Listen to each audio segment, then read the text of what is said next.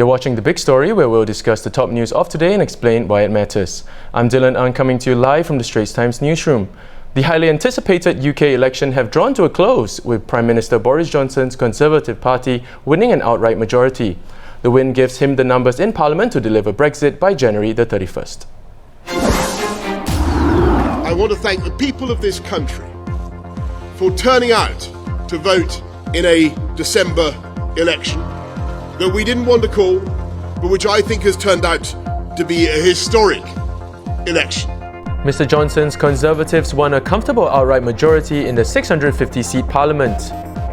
The results saw shock upsets, with seats held for decades by the Labour Party going to the Conservatives. To discuss the significance of this result and what it means for the UK and Brexit is Deputy Foreign Editor Bhagyashree Garika. Hey Bhagya. Hi. Now Bhagya, welcome to the show. Now let's get straight into it. How shocking is this result? Okay, very shocking. Now on a scale of say 1 to 5, where 5 is like super shocking, I would say it's a 4. Right. And the reason that's so is firstly in the lead up to this election. All the polls were saying that the gap between the Labour and the Tories was narrowing. And some were even predicting that there might be a hung parliament where no clear majorities achieved by either party. Right. But what do you have? You have a clear and sweeping Tory win. So that's one reason why it's a complete shocker. Then there were some other outcomes which have been pretty shocking as well. One was the leader of the Liberal Democrats, Jo Swinson. She lost her seat. And then you have the Scottish National Parliament, right, yeah, which performed very well. It's a landslide in Scotland. I think PM Boris Johnson used this word stonking. So stonking is what describes his win. I had to look that up. That basically means massive. So huge, exciting victory. Right. And that's what it was. Right now, Bhagya, there's already been some angry finger pointing among the main opposition camp. What are some of the reasons for such a loss? Okay, so for Labour, well, not to be too unkind, but I think Labour lost the plot.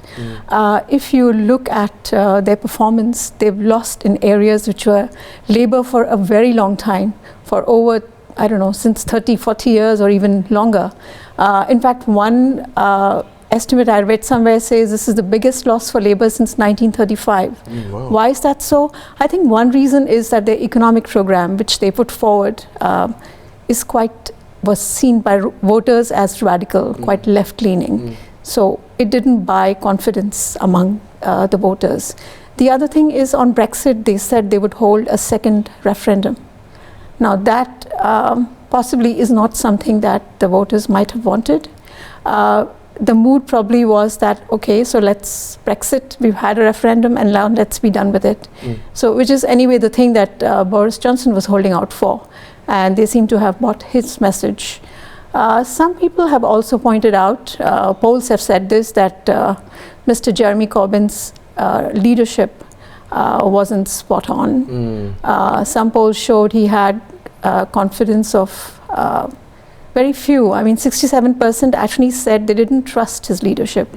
So, that just points to the problems that there were within the party, and they went into an election like this. Definitely not the kind of statistics you want to have going into an election. Exactly. Now, Bhagya, the biggest question on a lot of people's minds, and the reason for having this election, of course, is Brexit itself.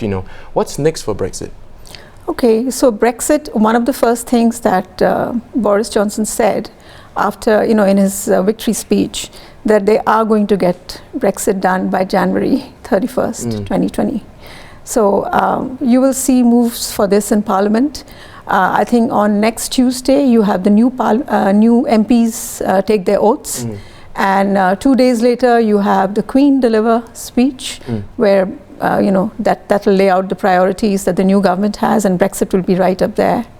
And once Boris Johnson does manage to have, Parliament agree to his version of Brexit, and which he says he wants to get it done by January 31st, you will have until the end of the year, during which the relations between EU and Britain will sort of remain frozen.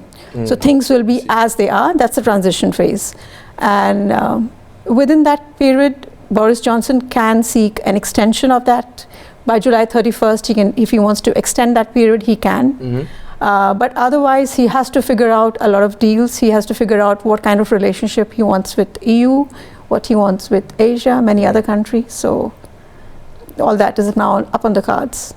Now, Bhagia, on a final note, the Scottish National Party have of course, won 48 seats, which is, the third largest number of seats. There's a potential for another Scottish independence referendum.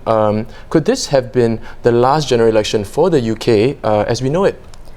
Well, the Scottish National Party leader, immediately after this landslide win in Scotland became apparent, she said she would press for a second referendum. So the first referendum was held in 2014, and there you had a vote for Scottish independence. I mean, the voters rejected it, 55 to 45%.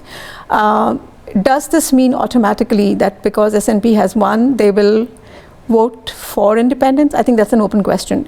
I think she herself said, Nicola Sturgeon herself said, it doesn't mean that every voter who voted for SNP is going to vote for, independence. The other thing, of course, it's the ball is also in the Prime Minister Johnson's court. So he will have to agree to Scotland's request for a, referendum. And then, of course, another complicating factor, you also have elections in Scotland's legislative body by 2021, I think. So that's another, chance for things to clarify before the big question comes. But yeah, I mean, plenty of analysts have said that the map of Britain, the political map of Britain is basically redrawn. And things are going to be very different. I mean, Labour basically has to resurrect themselves. They have to reflect at what went wrong, and then, pick themselves up again. And Tories, of course, will be busy interpreting what this massive mandate means for them. So yeah, you're right. It's certainly a very historical election. Right.